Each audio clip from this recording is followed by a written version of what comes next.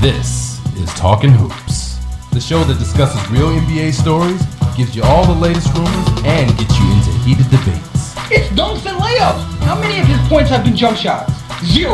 Not 2, not 3, not 4, not 5. 0. It's not happening. Not in this NBA. Maybe in the fantasy NBA that they're playing in, but not in this NBA. We're going to challenge each other in practice. We talking about practice, not a game. Once the game starts, it's going to be easy. You better get off whatever you're smoking. Strap in, get your popcorn, put your headphones on. This is Talkin Hoopz. It's Rudy Gay checking out Talkin Hoopz. Talkin Hoopz. Talkin Hoopz, the official talk show of NBRPA Miami. Talkin Hoopz starts right now.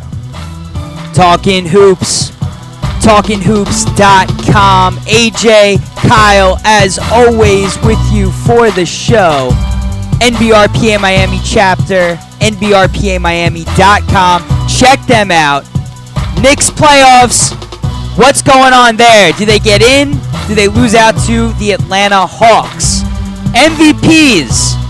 Could it be LeBron, Durant, LaMarcus Aldridge? I'm throwing in Joakim Noah, by the way. I'm putting his name in there, Kyle.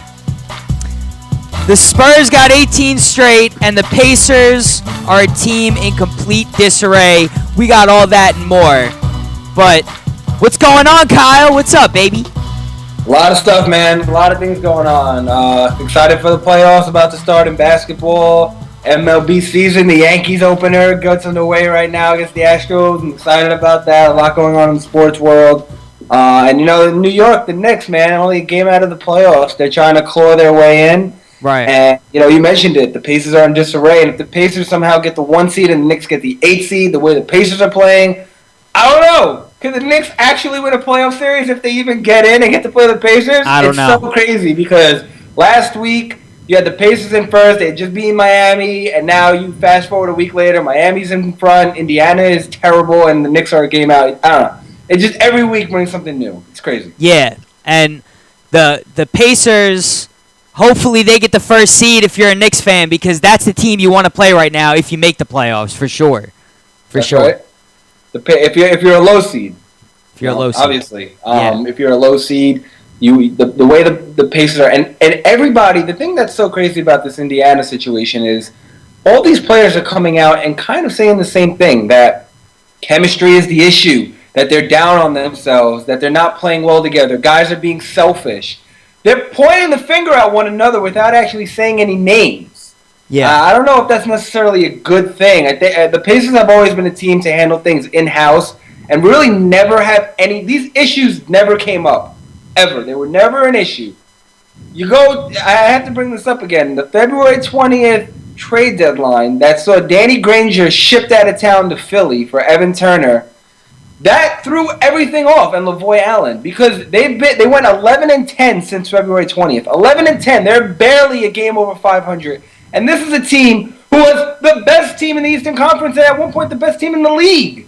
And now, you fast forward from the February 20th deadline, and they're a totally different team. They're pointing the finger at one another. Lance Stevenson seems to be getting the blame. And you and Mark Strickland both said it. You both said the same thing. Oh, this has nothing to do with it. Danny Granger trade is a great trade. They should have traded him. He wasn't doing anything. But I said, you never know what kind of ripple effects these things have. You're bringing in 2 new players into the system mid-season for a team that didn't need any changes. If it ain't broke, don't fix it, Larry Bird. Messed up. He messed up. He messed up big time. And they don't have a lot of time to get this together where they got like 8-9 games left in the season. So they got to figure something out. You cannot mess with chemistry on a championship team. Do you think the Spurs would have considered trading Manu Ginobili? Because you could say the same thing, right? You could say, hey, look, Manu Ginobili is past his prime. He's on the decline. They can probably trade him and get a younger guy who's playing a lot better. I bet you that the Spurs could have probably traded Manu Ginobili for Evan Turner, possibly. But they're not trading Manu Ginobili. He may only be averaging 11 points per game, or he may have a stretch of games where he only averages 2 points per game. Yeah, but you know what? When you look at Manu Ginobili and you look at Danny Granger, you're talking about a guy that's been with Greg Popovich pretty much his whole career. His whole career, I think. And but Granger has been with the Pacers his whole career. No, but I'm saying you're talking about Greg Popovich, not Frank Vogel. We're talking about Greg Popovich and Manu Ginobili, not Frank Vogel and Danny Granger. Okay? So I think it's totally different, different. just because of how long Ginobili's been around, too. Danny Granger's not been in the league nearly as long as Ginobili has. And just the Spurs, they're on a different level, okay? You talk about a team that's won 18 straight. I mean, they're insane. They're there every year, okay? They're in the finals last season. So, look, maybe I'm not saying you're wrong at this point. Away from the finals last Look, season. I'm not saying you're wrong. I just think it's a little different when you're talking about Manu Ginobili and Greg Popovich. That's all. Well, I think it's a little different. That's not on the same level. Relationship is different. And, right? and and I'll give you that. Not just the trade. Not just the trade with the Pacers, though, Kyle. How about Roy Hibbert coming out and just saying now guys are selfish. There's some selfish dudes on this team. I'm saying they're pointing fingers at one another. That's what I was saying. They're pointing fingers at one another. His quotes, Roy Hibbert, you're big guy, you're center.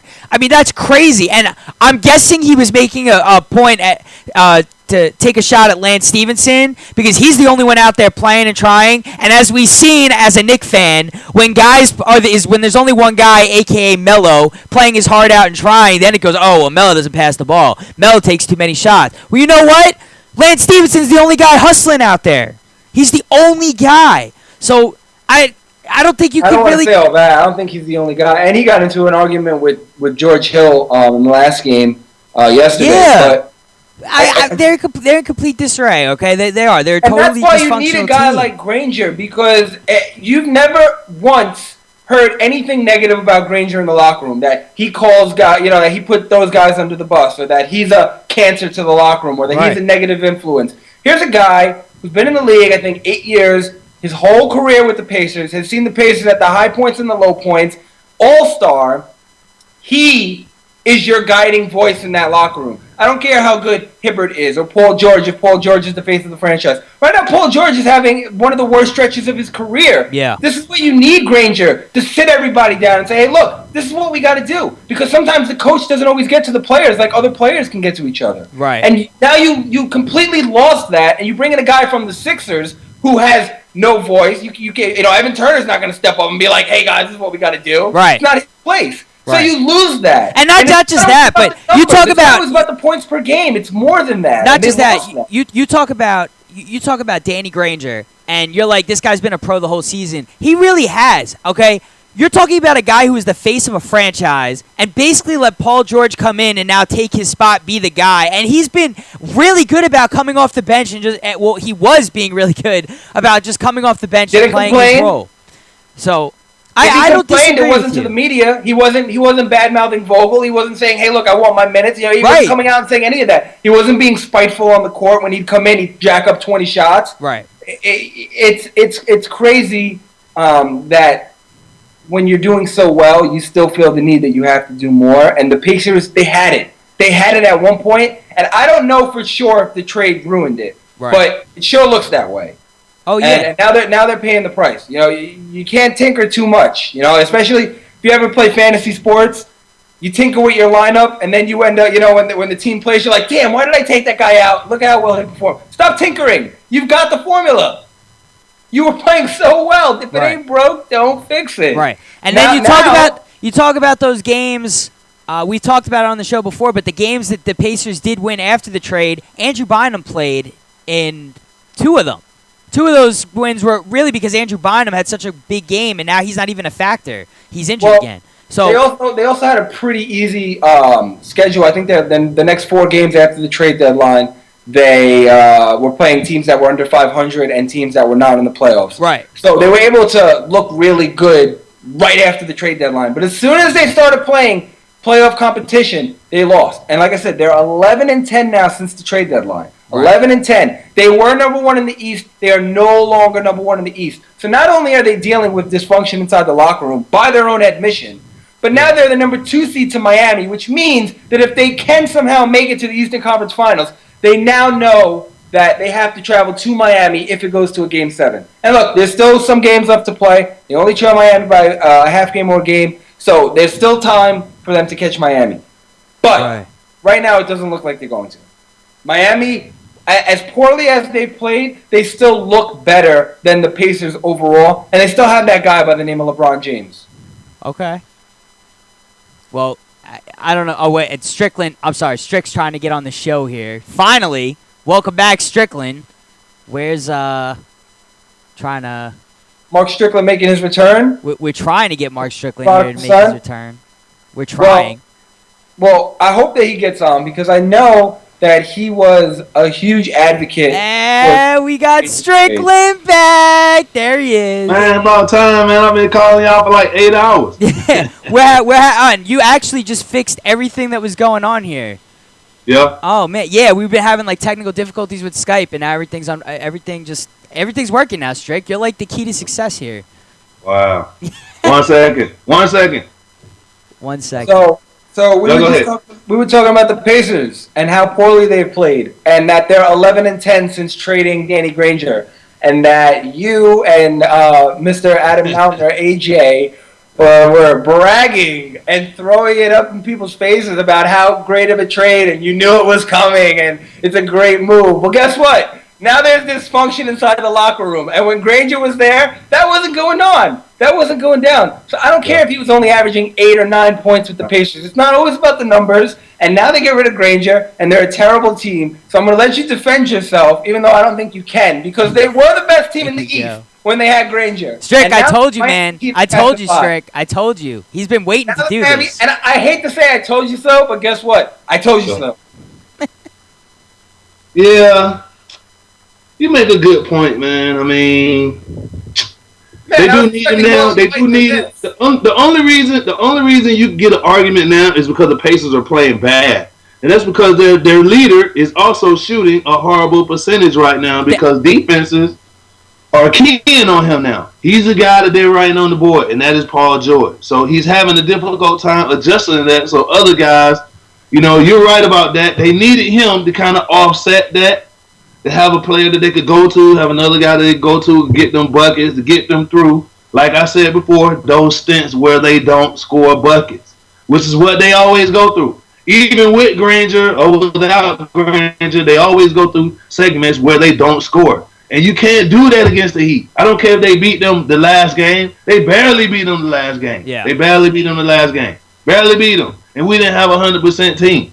We didn't have everybody in uniform. So, I mean, you got a legitimate argument, but we also have a legitimate argument as well.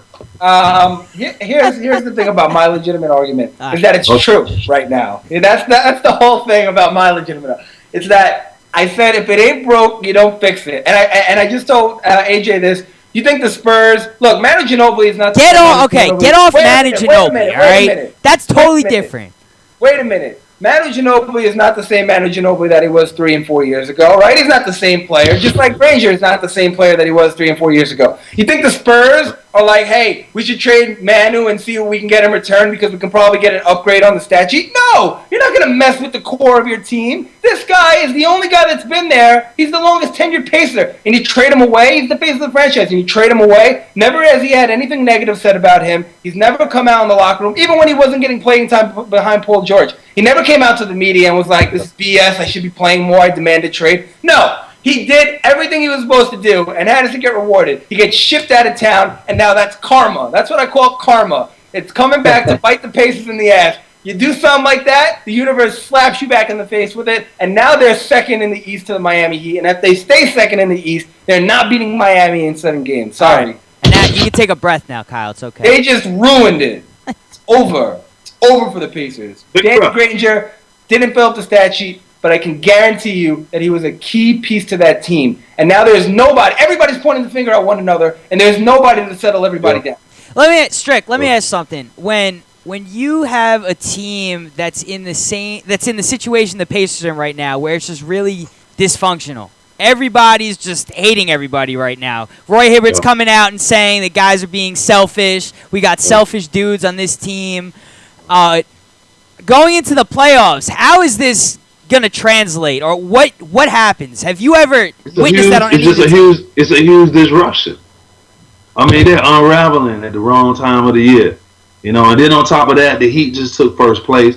That's a devastating blow to them. Right. Devastating blow, man. I mean, that's all they talked about all year. We're gonna be in, if we would have had home court advantage last year, we would have won the championship. Now here it is, you have home court advantage all season, and then all of a sudden, right at the end of the season, when you got about 2 2 and some change weeks left in the season, you're gonna give up home court advantage. They can't come back. They can't come back from that. Now on top of that, you got to bring in a guy like Turner and try to fit him into your offense, which may, if you survive first, second round, maybe he'll start to gel with the team a little bit more. Because you got to look at that too. But like I said, man, until Indiana, we're on the same page with that. Until they start going through spurts where they can't score, they won't beat the Heat. Yeah. It won't happen. It won't happen. They may not even get up to the Heat though. Nah, I don't see nobody else beating them in the playoffs, man. The only team that's really rolling, maybe I'm gonna throw Brooklyn in there just because Darren Williams is playing like the Ron Williams that we know. I mean, when he's playing well, that he's kind of like the engine to that team. Like they can cause some damage. So other than that, there's Washington, no. I think Cleveland, no. I think Brooklyn and Chicago can beat Miami, especially if Dwayne Wade doesn't play. I don't know what the deal is with him.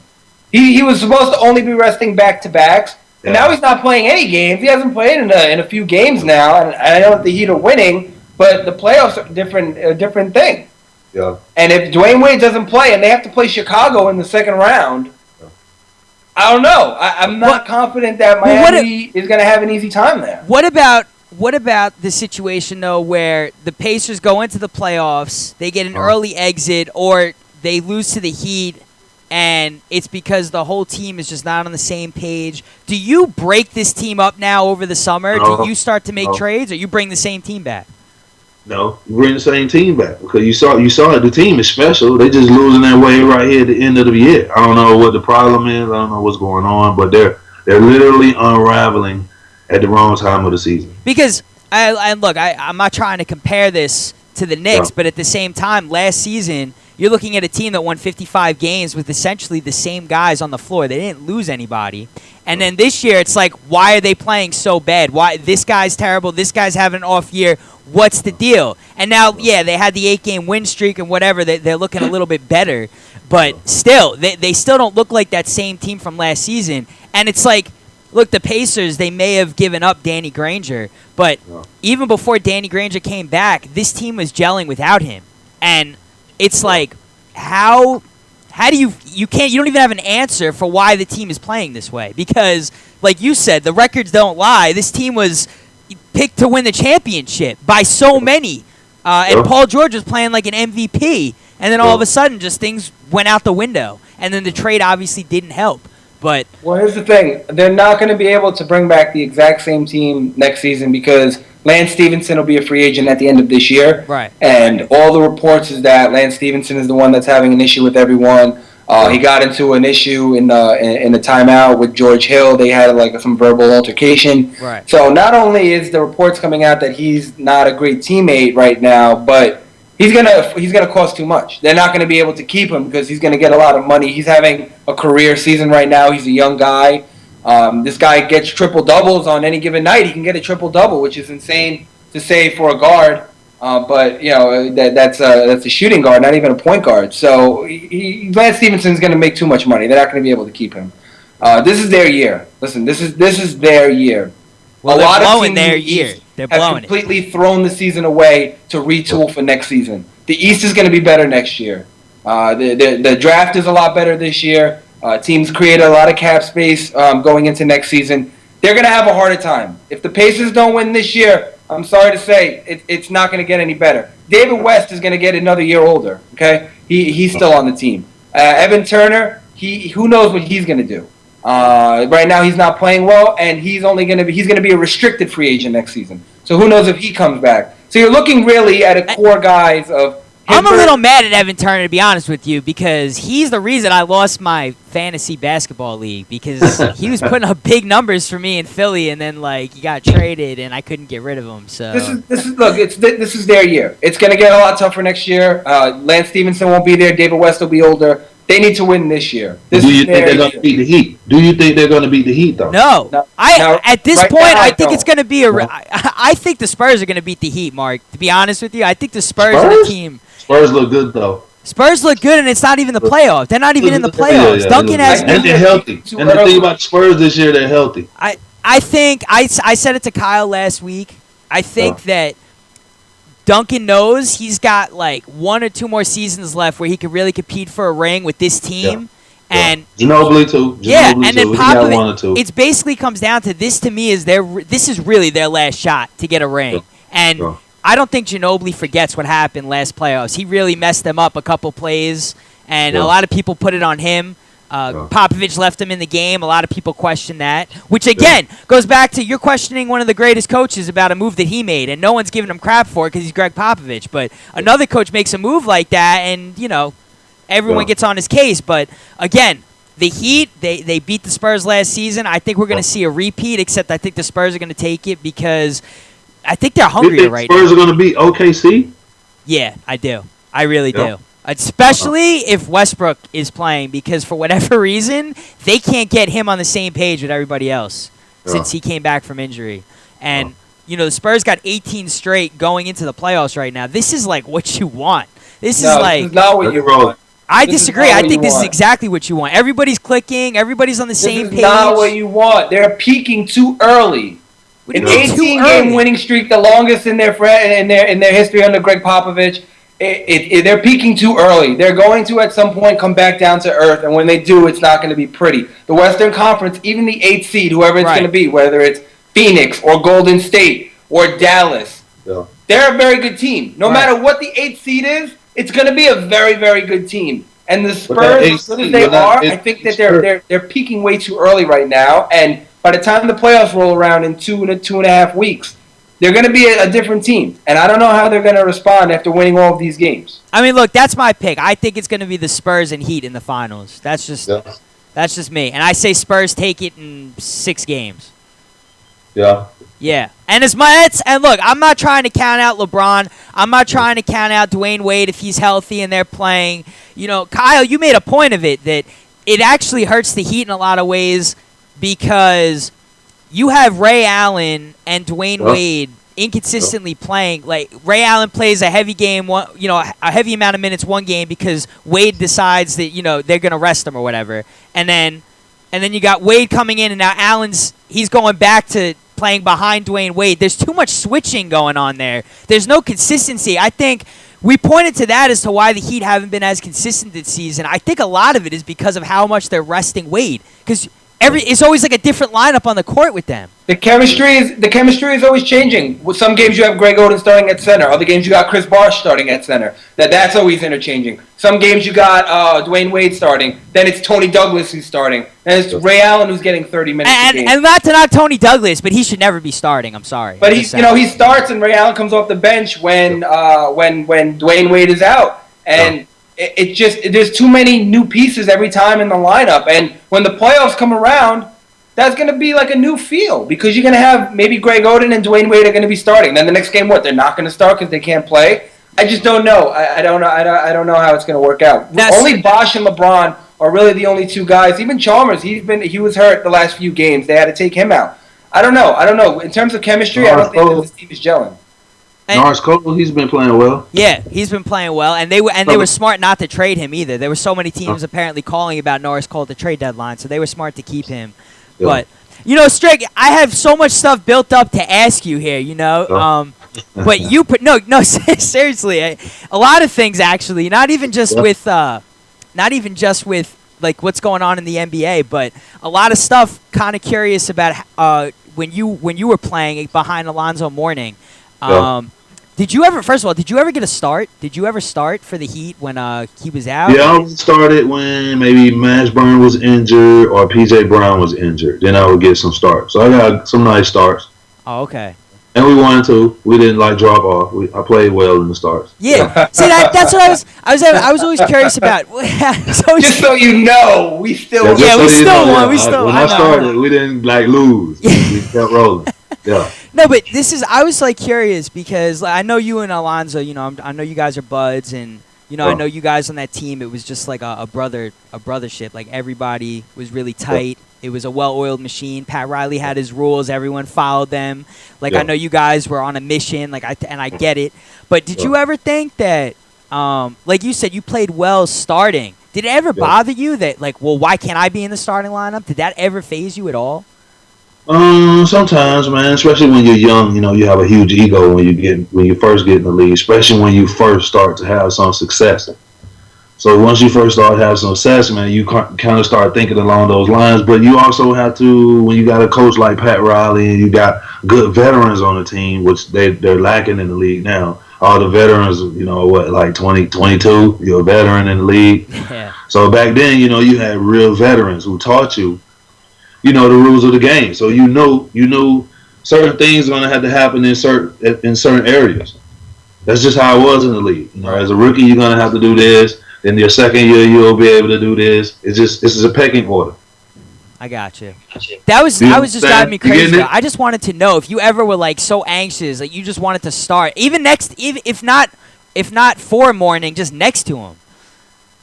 I mean, I got my opportunities. Every time I got an opportunity to start, I just took advantage of it. Right. For a while, a lot of guys were getting injured, and I got a lot of playing time. You know what I mean? We always got playing time. We just didn't get playing time in the big games, because usually when we play the big games, it's either against Michael Jordan, Chicago Bulls, Patrick Ewing and the Knicks.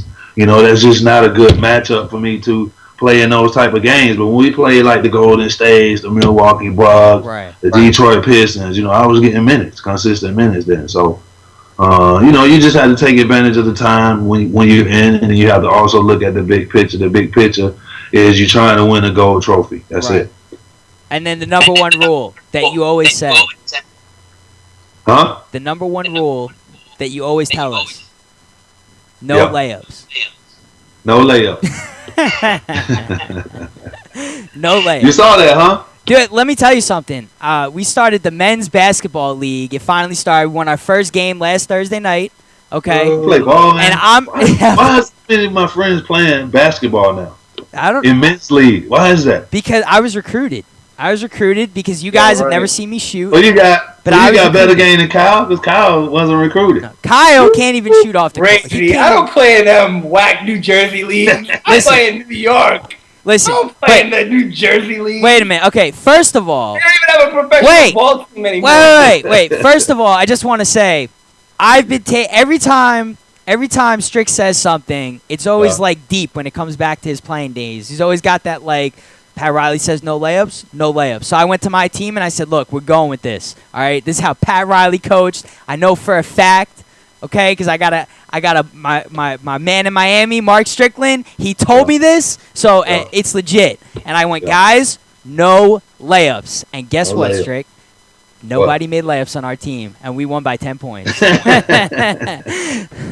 You know why? Because nobody can make a layup. It's not because you guys played some inspired defense. It's because you got whack competition and they just couldn't make a layup. Listen, that's why there was if anyone heard you playing basketball before the show started in your house, all I heard was glass breaking, okay? And you were saying I'm playing basketball. So I don't know what you're talking about. I don't have any glass rim.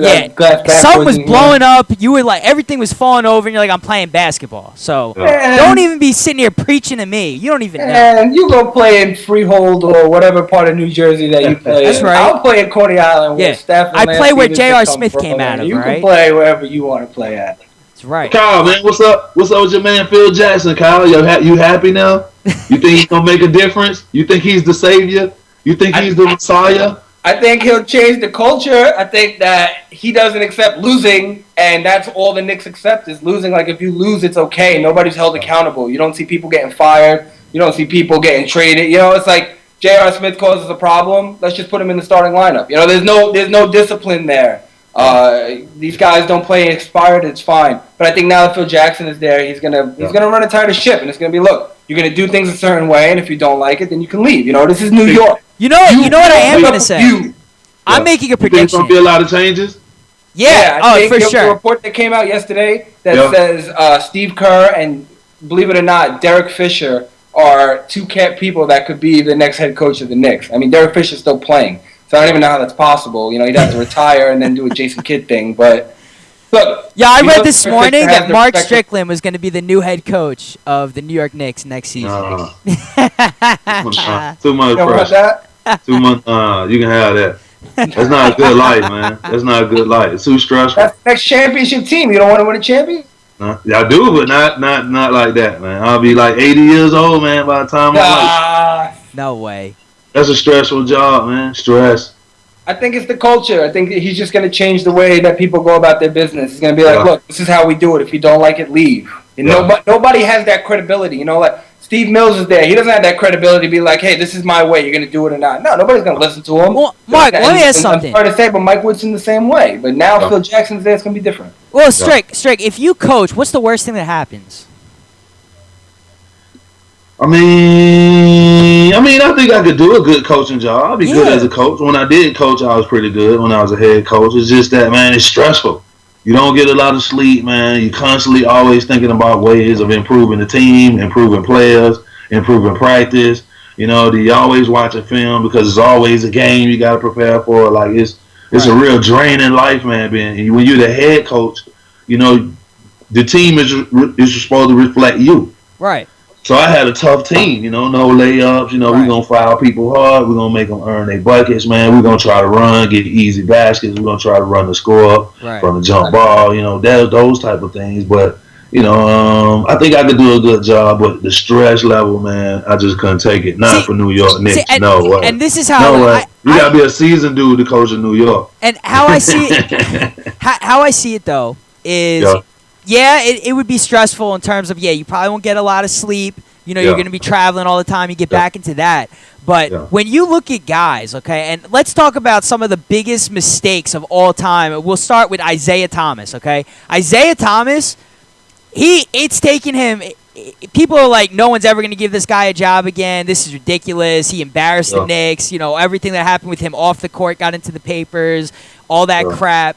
But...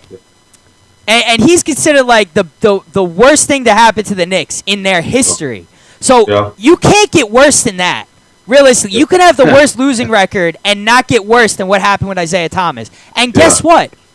He's been in conversations as becoming like the Pistons' next general manager, coach, whatever the heck is going on there. So even the worst case scenarios where guys have just been embarrassed and teams have been embarrassed by guys, they still manage to get back into the league. So if you got your first head coaching job and it didn't pan out the way you hoped it did, or it just didn't work out. fit right in, huh? I'll fit right in. Exactly. I'm just saying. What's the worst that happens? You'll get back in the league like in 10 years. I'll take it then. That's what I'm saying. Call Phil for me. Call Phil then. That's right. Yeah, and no layups. You bring that. No layups. That's right. Bring some of the old stuff back in. That's what they need. But I think you could do it, man. I really do. I think you'd be a good coach. The Knicks. Here's what I want to see. And we're headlining that on the website. I would like to see Mark Strickland coach the Knicks. That would be dope, because then I can sit courtside. But I would also like to see... Then we also get players for the show every week. That's right. That too. There we go. We've been shooing. Yo, who y'all need? Yo, he'd be like, I could see, straight. You'd be like, yo, Timmy, you don't call on the show tonight. You're running suicides tomorrow. Like, I could see it happening. I could see it. I love it. Get Strick on our side, head coach of the Knicks, baby. I think, and I put this up on the website. Mark Jackson, right out in Golden State, he's having issues with the management and the ownership there. There's reports coming out that he and the management don't see eye to eye. He just demoted Brian Scalabrine, who was on his coaching staff. Last season, he had problems with his coaching staff. He's only got 1 year left on his deal, and there's been no talk of any extensions. So it looks like his time there in Golden State is numbered. Plus, I know, Mark, this was your pick to come out of the West. Don't think I forgot. They're sitting at the bottom of the Western Conference playoff seeds right now. It's very possible that they can still miss the playoffs. They're only up by like 2.5 games over the 9th seed team. So if they miss it, or if they get eliminated in the first round, I can see Mark Jackson not being there anymore. Now, look, we all know he played for the Knicks in the 90s. He's a great guy to have. Huge pickup. Huge. And here's the better part. You want it to be no layups? His coaching staff could be Patrick Ewing and Charles Oakley. Yeah. I mean, these guys, all they bring is toughness. Imagine a coaching staff of Mark Jackson, Patrick Ewing, and Charles Oakley. Okay. Not only would the fans eat it up, but Nick would instantly become the toughest team in the league. One thing with Mark Jackson, though, his style of play, and now I know it's with the team he has, but he doesn't have a real system in place. There's no real system in his coaching. Guys just go out there and shoot. There's no real system. Phil Jackson's stressed. He's all about system basketball. Yeah. So I don't know how that's gonna work. And it sounds to me like he wants someone that runs the triangle. That's what it keeps. Yeah, but anybody can learn. Look, Phil obviously he runs the triangle offense, but when he had his press conference, he just wants structure. He just wants a system to be run. It doesn't necessarily have to be the triangle offense. Okay. And anybody can learn. You know, anybody can. It's not like Mark Jackson is gonna. If he takes the Knicks coaching job, obviously that's going to be a requirement. Hey, look, you got to do things a certain way. So if he comes aboard, I think that it would be a great match. What about you, Strick? Are you into like system basketball? Is that your? Is that how you? Yeah, you need some type of structure. You have to have, that way you can have counters to what the defense is doing. You know what your next move is. I mean, the Knicks, as you see now, they're playing just like run and gun basketball for the most part. So, the structure is going to help them out a lot, and it's going to bring a lot of discipline, especially because they're going to have to keep some of those pieces that they have now, especially some of those undisciplined guys. And Phil Jackson, like Kyle said, will bring discipline to that organization. Okay. Yeah. Now, we talked about the Spurs. They won 18 straight. Yeah. They're tearing it up. Yeah. Are they going to? Is this streak going to continue into the playoffs, or are they going to finally lose a game? What do you think is going to happen? They may lose one. Maybe one. I think they're going to crash, and I think they're going to start losing a couple of games, and I don't think they're going to win the championship. They'll get out of the first round probably, but look, I love the Spurs. They're too healthy, man. This is the first year they were all healthy. Like Ginobili's healthy, Tim Duncan is healthy, Tony Parker now is healthy. That's what's happening. They're getting healthy. That's all it is. They're not going to crash because they're healthy at the right time. Going into the playoffs, they're healthy. That's the key. I mean, you're talking about like 8-9 games less in the season. I mean, we really are going into the playoffs. It's like 20, 30-something games, and I'd be like, okay, yeah, they may crash. But man, come on, you got 8-9 games. Come on. The NBA, you're not going to crash. Then you get rest before the playoffs? Come on, man. Tell me what was the longest, if you remember, the longest winning streak that you were a part of in the NBA? We were road warriors one year. We won like a lot of games on the road, man. In the 20s, I know. Yeah. But it, not just on the road, but in a row. I mean, doesn't it? When you win a whole bunch of games like that, you got to come back down to earth at some point. I mean, you may lose one. That's why I said they may lose one game, but it's not gonna. They're too much like a machine right now. Everybody's like playing off each other. They're making big shots. What's the shooter who was in the 3-point contest? I like him a lot. What's his name? The 3-point shooter, Kyle. Bellinelli. Marco Bellinelli. Yeah, Bellinelli. Love him. I mean, he's playing well. He's knocking down big threes for him. I saw them play the other night, man. They're playing really, really well. They didn't have him last season. Boris Diaw, Patty Mills. They got a lot of contributors. They didn't have Bellinelli last season against the Heat. They're healthy. They're healthy. That's the key. They're healthy, but I don't think they're better than the Clippers. I actually don't think they're even better than the Houston Rockets if Dwight Howard can get healthy in time for the playoffs.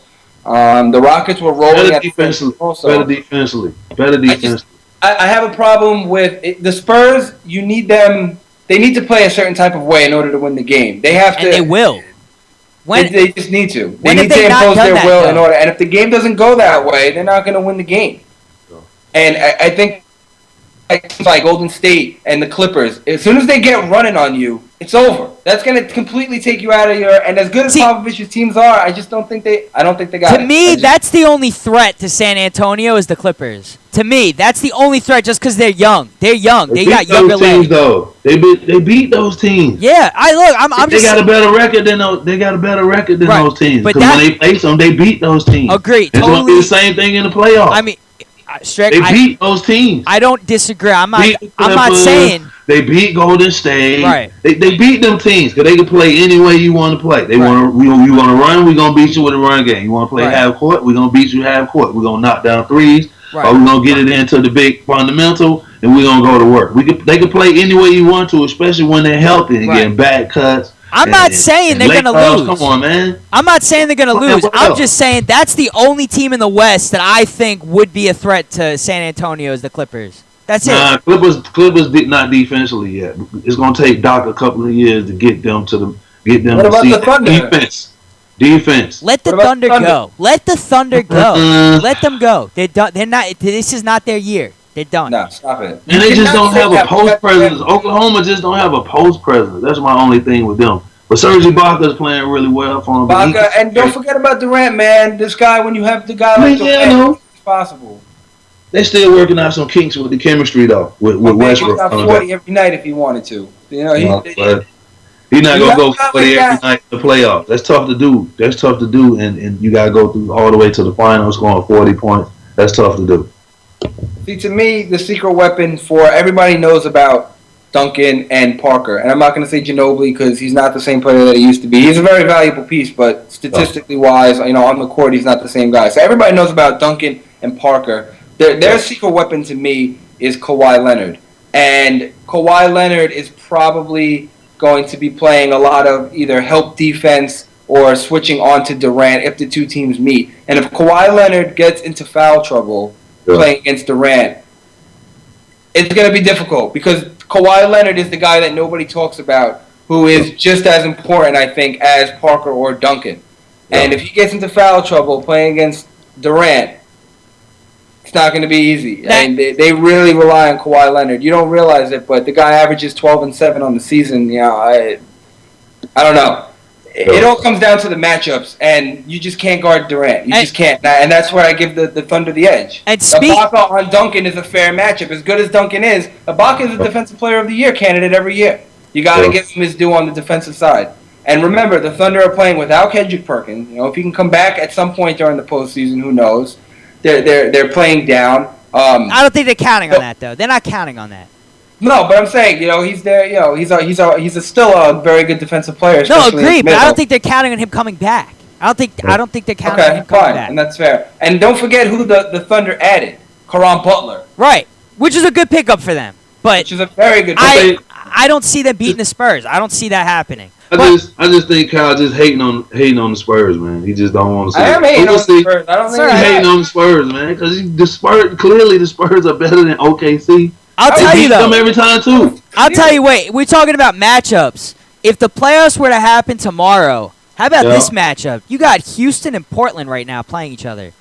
That'd be a good one. The last time I saw Portland and Houston play, that was it. Might have even been a double overtime game. It was crazy. Crazy. Those two teams match up really well against each other. That's going to be a really good series if that happens. Yeah. But and you know what? I think Dallas has a chance to upset the right team. I think Dallas. I think that if Dallas gets the right team, they could definitely upset.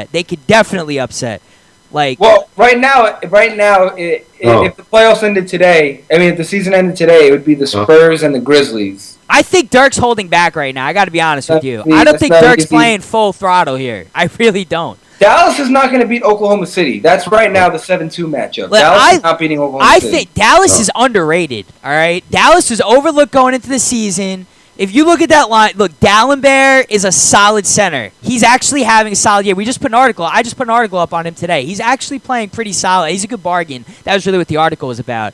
But he's actually been a nice. But you know what? Bargain players don't win you playoffs. No. But for what he's doing for them, look, 6-6 right now and a block per game. You're making a case for the Mavericks, and the first name that comes out of your mouth is Sammy Dallenberg. But that's just it. They're deeper than people give them credit for. Okay? Continue. Your first. I'm telling you. Stop hating on it. Listen. There's no way they beat OKC. Dirk's gonna play well. I think Dirk's gonna step it up in the playoffs. You got Vince Carter. You got Sean Marion. Play one good game, one bad game. One good game, one bad game. I'm not counting Dallas out here. All right, when Dallas upsets a team, guys, I'm gonna have a field day on both of you. All right, that's gonna happen. Sammy Dallenberg was the first name out of your mouth. Not gonna happen. That's not gonna happen. But I like that. I think they're gonna get in, and then I don't know what Memphis is. I don't know if they can beat anybody, but Dallas has a very tough finish out to the season. They got the Warriors, Clippers, their next two games. Then they get a 3-game, the Lakers, Kings, and Utah. But then they end the season against the Spurs, Suns, and Grizzlies. Wow. It's not, out of their next 9 games, 6 of them are playoff teams. Yeah. So it's not going to be an easy. I don't know if they're even going to make it. They're only 2.5 games in the playoffs right now, up over the Suns. So they may not even make it. Your upset team may not even be in the playoffs. No, they may not. But I'm telling you, we're gonna be talking about the Mavericks. I'm telling you. And I got 3 buddies who are huge Mavs fans, so I hear about this all the time. Okay, like we talk about the Knicks streak. Let me tell you how much I hear about the Mavericks all the time. But I gotta say, look, in the East, they're like the 3rd best. If they were in the East, they're like the 3rd best team. So they're good, man. They got look. Are they a 55-win team right now? No. But could they upset somebody? I think they could. I really do. The West is that good. I think an 8th seed could upset somebody. But it's not going to be the Spurs. They can't upset the Spurs. Nah. Spurs are winning it. Nah.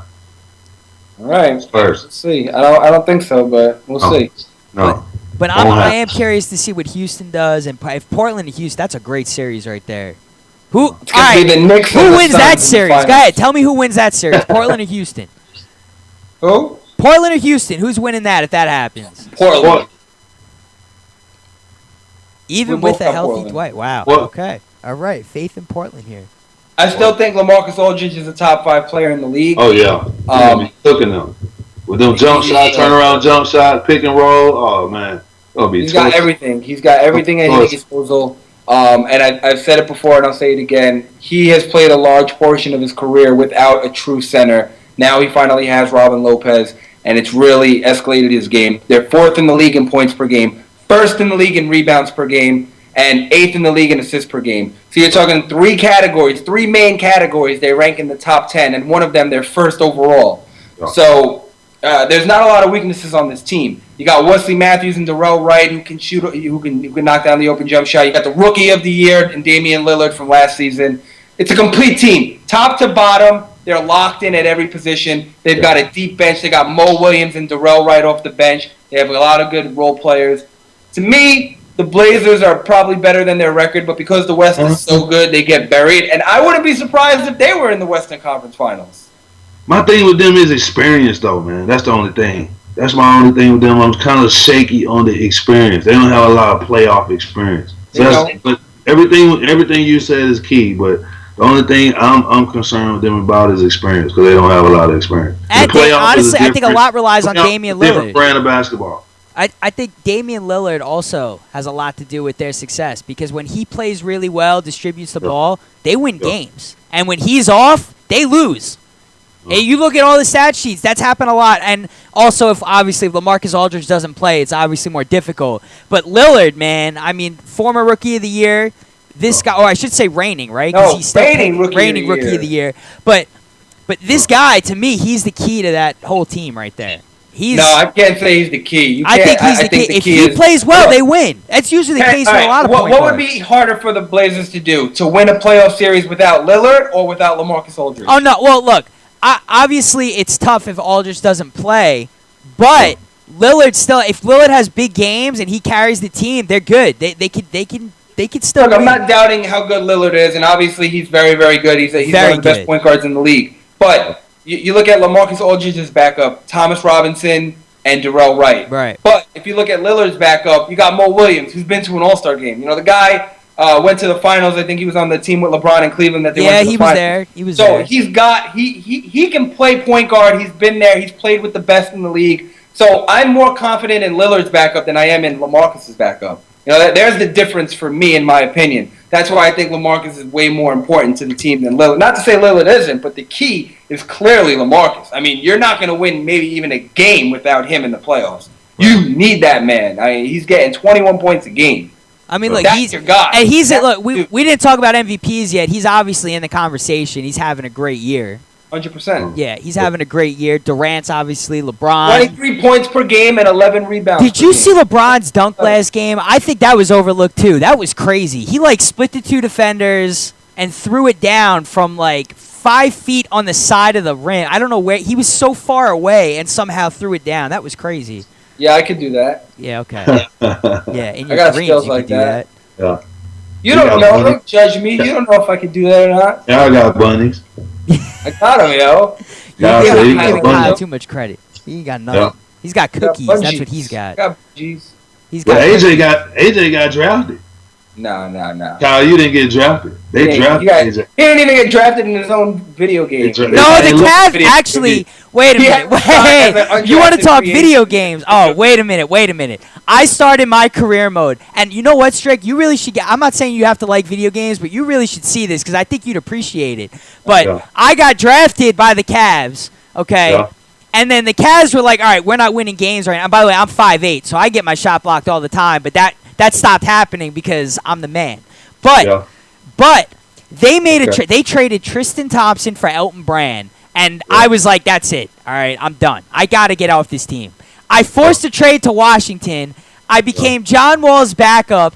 And now I'm in the starting lineup with John Wall. I'm averaging 26 points a game, 8 assists, and 3 or 4 rebounds. I'm 5'8". I'm just saying. Making it happen in Washington. I've already been to an All-Star game, and I was in the Rookies Stars Challenge. So, bam, where I dropped 30 points.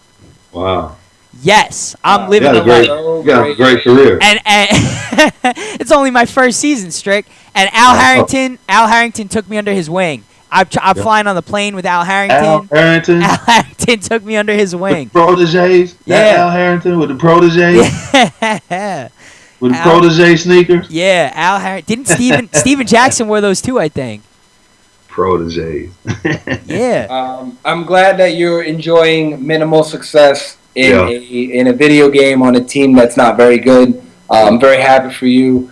But wait a minute. Get back to the Wizards are, first of all, wait, And, Strickland talked about experience. I got news for you. The Wizards in 2 years, with that core, with Bradley Beal and John Wall in a couple years, I think they're going to be really good, okay? That's just my opinion. Yeah. What y'all think about Wiggins coming out? I think it's time. I mean, he played really bad in the game against Stanford in their elimination game in the tournament. I think he had 4 points, 4 turnovers. He completely came up short. And that's my only critique about him is that in big games, he doesn't always show up. And I don't know if it's the competition or if it's the stage. I don't know what it is. I know he's very young, but they're holding him to very high standards. So I expect if he's held, people are saying he's the number 1 pick. And to me, the number 1 pick doesn't score 4 points in a big game. Yeah. My favorite player right now is Julius Randle, and I have Kentucky winning it all. So. Yeah, still I have Kentucky and Florida actually in my bracket. Yeah. And I have Florida beating Kentucky. No, I have Kentucky beating Florida because I just like Julius Randle. He's got that like Zach Randolph type of game. He's got that. Yeah. I like his game a lot. He can shoot threes. He can go out the dribble. Yeah, and he doesn't. He just gets rebounds. He gets skills. rebounds somehow. He always like just manages to find a way to get a rebound. I like guys like that. Yeah. I think he's going to translate well into the NBA. I know he's a little undersized, but I think he's going to be good. I really do. I do as well, and they didn't play up to expectations all season, which is why they had such a low rate. I think they were like the 8th seed. No, but now they're finally playing as everybody thought. They got like 3 guys on the team that can legit go to the league. Not just that, but all the upsets happen already. Like Wiggins, all the prospect upsets have pretty much happened already, though. You know, like the fact that Randall's still in it should make his job easy. He doesn't have to play against such crazy competition now. No, you can't say that because a team like Wisconsin, look, that's where you fall into a trap. Wisconsin is a great defensive team, okay? So as a team, their game plan will be to shut down Julius Randle. You don't have to – college basketball is a totally different thing. You got a lot more zone defenses. You got a lot more different schemes in college basketball. So because of that – in college you can just – you don't have to have a superstar to win a game. In college you could just chill in the paint. Ultimate team game. I mean, in the NBA, LeBron James could probably win a game against the Bobcats or something. But in college, it really is a team game. You miss your college days, Strick? Yeah, I miss them, man. College is the best basketball, man. It's the best. It's the purest basketball you're gonna play. That's right. That's why everybody watch March Madness. It's the most watched thing in sports right now. March Madness, because it's you never know who's gonna win. You live for the upsets. It's real basketball. It's not like jaded kind of. You know what I mean? NBA is kind of jaded. Sometimes you know who's gonna win. Sometimes you get bad calls and you kind of be like, what is going on? But in the NCAAs, man, everything is like on the up and up, and the better team that night will win the game. Love college ball. Pure as basketball. The best. The best. All right, we'll go with it. By the way, another guy I want to throw into the MVP conversation. I said it at the beginning of the show, but Joakim Noah. I think this guy is playing out of his mind. Chicago's got a great record. In the East, they got 42 wins right now. They sit in 4th. But, I mean, I think a lot of it's credited to Tom Thibodeau. But Kyle said it. This team's figuring out a way to win without Derrick Rose, without Luol Deng. And now they're running the offense through Joakim Noah. And Taj Gibson is also playing out of his mind. And then a little point guard named DJ Augustine, who I don't think people really thought would have this kind of an impact on a team, has been playing really well. They're a dangerous team also going into the playoffs. But I got to say, Joakim Noah should definitely be put in the MVP conversation. Yeah, for sure. I mean, he's playing out of his mind. I mean, I like Chicago. I think they're also a better team without Derrick Rose because the ball moves more. You know, when Derrick Rose is playing, there's a lot of standing around and that type of thing. Now that they don't have him, right. The ball moves more. It's more of a team game. But defensively, they're just incredible. I mean, they really get down and gut you out and try to stop you from scoring against them. And that's their strength. Is what they do. I want to throw out one name also before we get out of here. Yeah, we start Al wrapping up. Jefferson. I think Al Jefferson needs to be in the Oh NBA. man, he's putting up insane numbers. Yeah, The Bobcats are in the playoffs right now. Oh man, he is killing. Wins this season. All right, when the Bobcats win, Yeah. he's putting up 25 points and 11 rebounds a game in wins. His season average is 21 and 10, but in wins he's averaging 4 more points. Look, he's on a team. They're in the playoffs. I'm not going to debate how good Durant and LeBron is. We already know that. And their teams are great. Nobody expected the Bobcats. The Bobcats are in the playoffs right now, and it's because of Al Jefferson. Right. And to me, that makes him the most valuable player. Because if you take LeBron off the Heat, there's still a playoff team somewhere in the East. If you take Durant off the Thunder, there'll probably still be a playoff team in the West. But if you take Big Al off that team, they're going to be a lottery pick. Right. Easy. That to me makes you the most valuable and you player. know, You have that big of an impact. He's on the having a team. great year. He means a lot to them, obviously, but also he's only been to the playoffs once in his entire career, and they were swept. The Spurs Yeah, what swept does that have them. to do with being an MVP this year? So I don't know. I'm saying it's going to be great to see him get into the playoffs, and if they win a game, that's great. Then he's got that on his resume too. But I think the That's a great Spurs pick. should keep an That's a eye on great Al pick. Jefferson like because that? Yeah, I like that one. That was a good one. He's not the sexy pick, so I don't know if anybody's going to vote for him, but I think he definitely deserves it. Well, Yeah, I think man. the Spurs should keep an eye on Al Jefferson because when Tim Duncan calls it a career, I think Al Jefferson, I'm not saying he'll be as good as Tim Duncan, but I think he's a solid replacement if you lose a guy like Timmy. So keep an eye on that. We're going to start wrapping up the show here. So wait, so are the Knicks making the playoffs or missing the playoffs? Strick, what do you think? Oh man, that's a tough one. I say, well, you know, they'll make it. I got them squeaking in. You can't have a playoffs without the New York Knicks, man. I mean, that would be like such a heavy blow to the city. You think so? Yeah, we don't want that. And I think the Knicks will make it, and if they play the Pacers in the first round, They may I don't know. They may beat the Pacers. That's what I'm saying. I don't know. If they can, play with a little discipline, they'll beat the Pacers. Well, we'll see. It's going to be exciting. We'll have another episode or two before the playoffs start, but it is getting exciting. Some good matchups ahead. Until next time, AJ, welcome back. Mark Strickland, NBRPA Miami chapter, NBRPA Miami. Check them out. We'll catch you guys on the rebound.